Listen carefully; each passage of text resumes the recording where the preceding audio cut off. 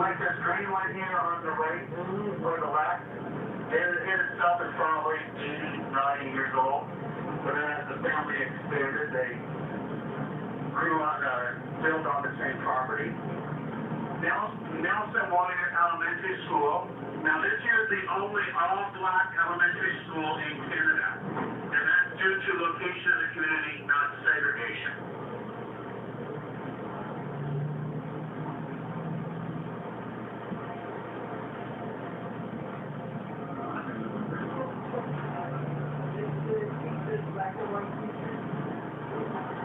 No.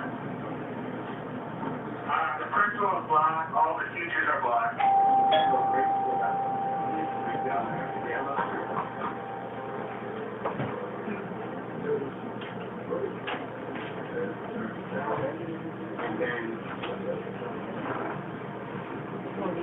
And then you're sitting right across from the church.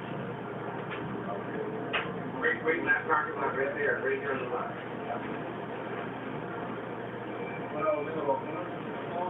Well, I'll just go right in and turn around it.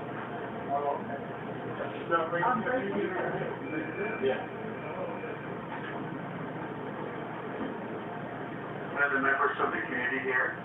No? Now this here is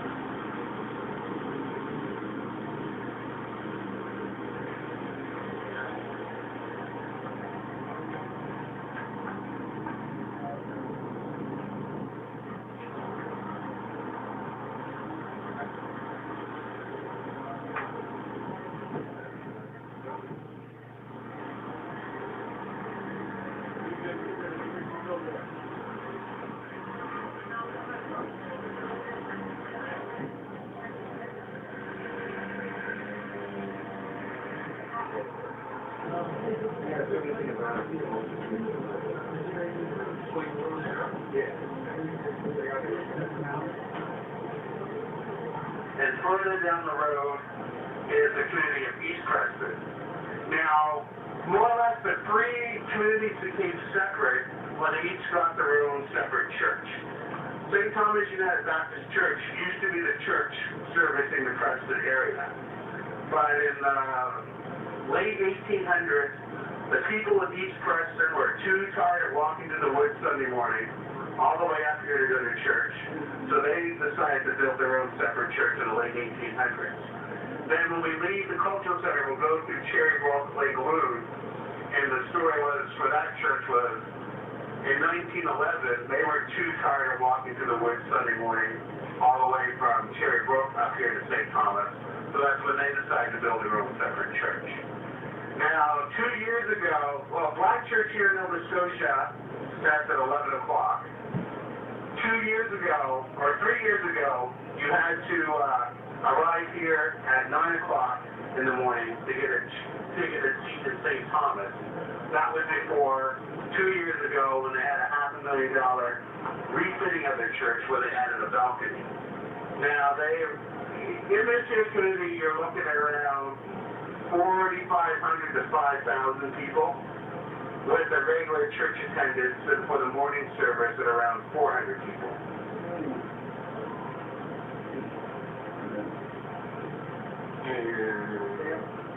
So due to the size of the motor coach and the maneuver building, like further down the street there, you'll see quite a few lovely homes, as well as further down some of the streets. It's just, we can't move in the motor coach all that well. Now, like further down behind us, that's where you'll find the Simmonses. They have an area, the Smiths and the Canes. Coming up here, down that hill there, that's on the Downingtown.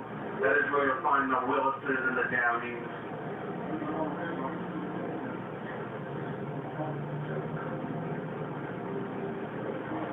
Now, where you see the Scotia Tower coming up on the left, the young people in the area, they call that the top of the world.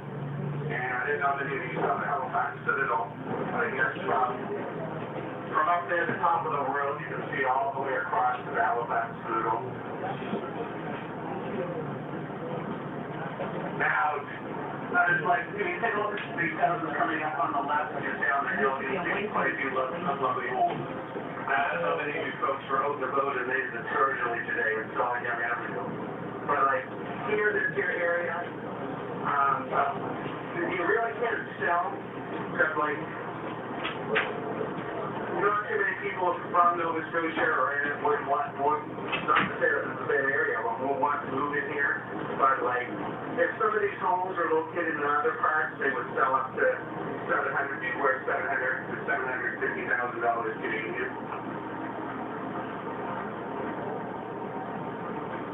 People who are learning their profession,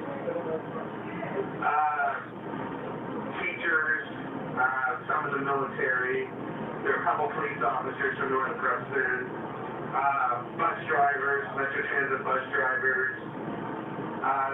They work for the government. There are quite a few construction companies and paving companies in North Preston.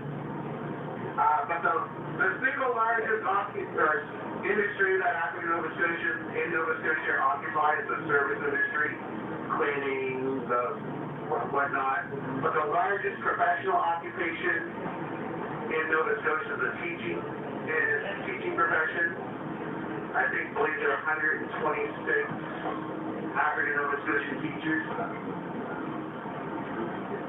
There are like 40 out of 500 Metro Transit bus drivers, 40 to 50 are of African descent. There are 11 black lawyers in Nova Scotia. There are 3 black judges. How small number there? It's like 11 black. Yeah. There's 3 black judges, 11 to 12 lawyers. 3 of them are crown prosecutors or crown attorneys or maybe district attorney equivalent. So 4 or 5 journalists. A couple of Navy officers. Last year, there are a couple black doctors, but last year, 2 years ago, we graduated our first doctor of African Nova Scotia descent. Or a doctor that can trace his history back to the black boilers, the Jamaikan Maroons.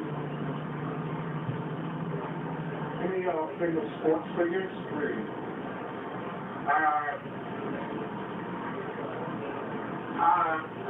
Have you folks heard of Kirk Johnson? Yeah. Okay, well, he's from the community of North Preston here. He fought John Ruiz, who was disqualified a few years ago. I think one famous sports figure. You'll hear about Sam Langford from Dr. Bishop. Anyone hear of Sam Langford? Okay, well, I'll leave that for Dr. Bishop. He was a famous boxer who fought against Jack Johnson.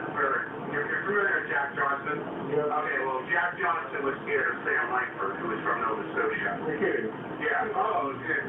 I don't know about famous sports figures, but Delaney, he is one of the 2 owners of a Super Bowl ring here in Nova Scotia. He won his with the New England Patriots. The other is from the community of North Preston also. Tyrone Williams, he won his with the '92 Dallas Cowboys. Okay. Well, he's from North Preston also.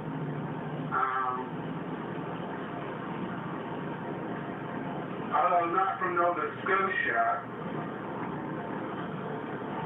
but this is a profile from my great uncle Willie O'Ree. He would be the Jackie Robinson equivalent to the NHL. And he was born in Fredericton, Nova Scotia. This here would be my mother's uncle.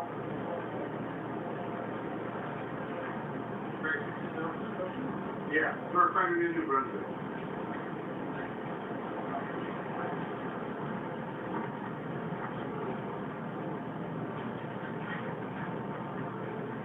And then this here is another one of my mother's uncles, Jesse Elroy Mitchell. During his day, he was known as 3-Round Mitchell. That's because that's how long opponents are expected to last against him. Now, in the early 30s, he was the world-colored light heavyweight champion. He's going to make it to the round. And the story said that the gentleman who was the guy who was champion at the time was too scared to fight on Boyle Roy. That's why he never fought for the world light heavyweight championship. Then there's, when we get over to Halifax, I'll mention Buddy Day. Buddy Day, I believe he still holds the record for most first-round knockouts. And he was the Canadian lightweight champion. Now you're familiar with Muhammad Ali? Okay, well, Buddy Day was very instrumental in bringing Muhammad Ali to the province of Nova Scotia.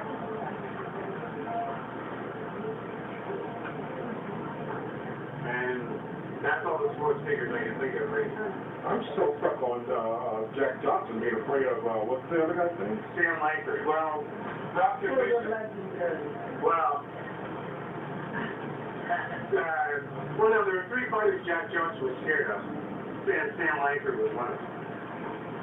Out of the all-time heavyweights of all time, Sam Langford is ranked number 7. Ali's number 10. I think Jack Johnson's like 21. And you can just read the times right here. Now, like in North Preston, many of the road names here in Cherry Brook are named after family names, such as Wiley Road, Johnston Road, Sparks Road. Now, the school you see coming up on the left, this is Graham Creighton Junior High School that educates all of the students in the area. Although during the days of segregation, this is Graham Creighton High School that educated just the African Nova Scotian students in this area.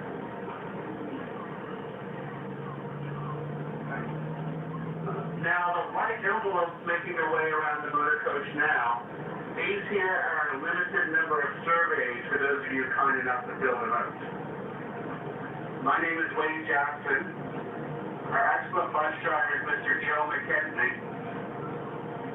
And this is the Titanic tour.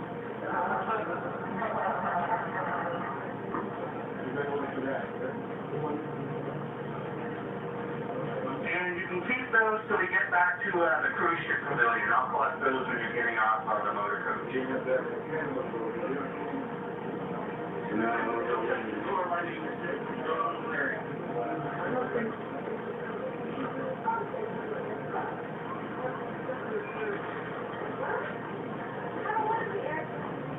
center for various functions, particularly when they want to reach out to the Black community, they hold functions there. Through Black History Month, or African Heritage Month as it's known in Nova Scotia, they do have functions there also.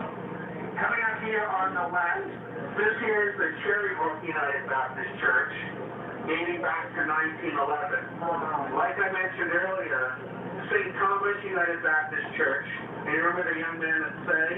Well, he attended St. Thomas United Baptist Church.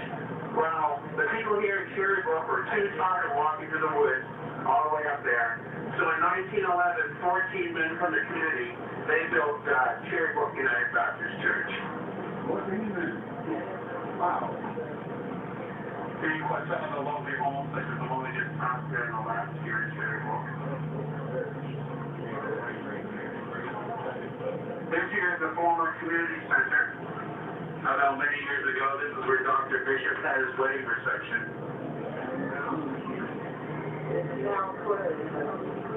This here also used to be the schoolhouse for the area.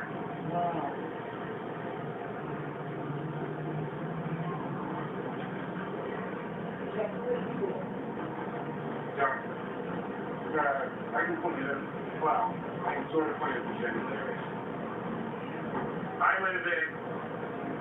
I live down in, on Apple Lake in Annapolis, which is close to the bridge that Will Valley came over.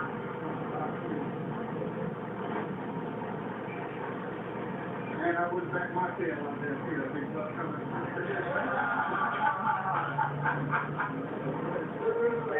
Now, there is a bus, the 68 Cherry Brook, that does does travel through this here community.